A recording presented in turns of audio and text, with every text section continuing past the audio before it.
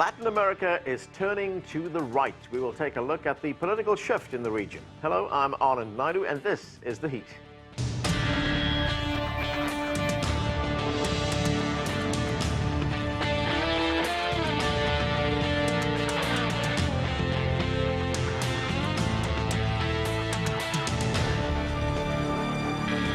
During the first years of this century, Latin America was dominated by left-wing governments. It was the so-called pink tide, when 3/4 of South America's population were led by leftist presidents.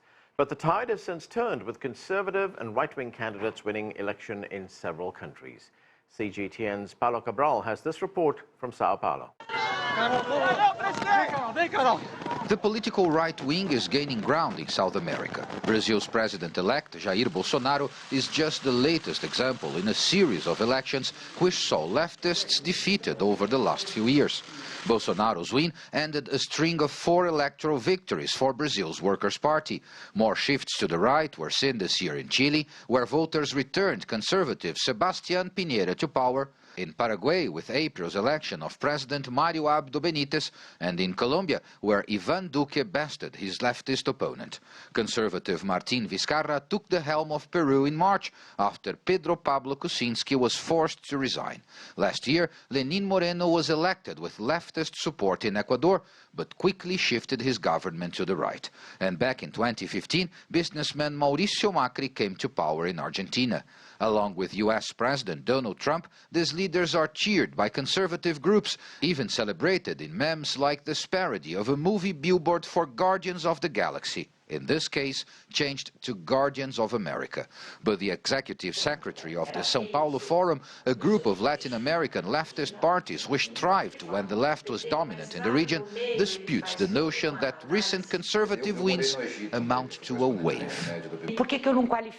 I don't consider it a wave, a natural cyclical shift, because we noticed that in many cases it happened because of coups executed by parliaments, the media, or the courts, as it happened in Brazil, in Paraguay, and in Honduras. The CEO of right-wing think tank Millennium Institute says it was the leftists who didn't deliver on their promises. The leftist government promised way too much, that the government would take care of everyone under their umbrella, and that did not happen. The population in Brazil started to wake up for a need of new reforms. We need to make the economy more open, more flexible, and more modern. This shift from left to right has brought reordered priorities to several governments across Latin America. And at a time when these economies are struggling, that includes a new approach to government spending. That will have to happen because basically we have states who are broken. What you see is that strong state does not mean sound public policy.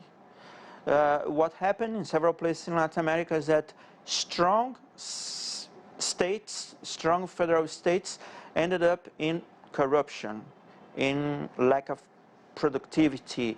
Brazil is South America's biggest economy, with more land and people than any of its neighbors.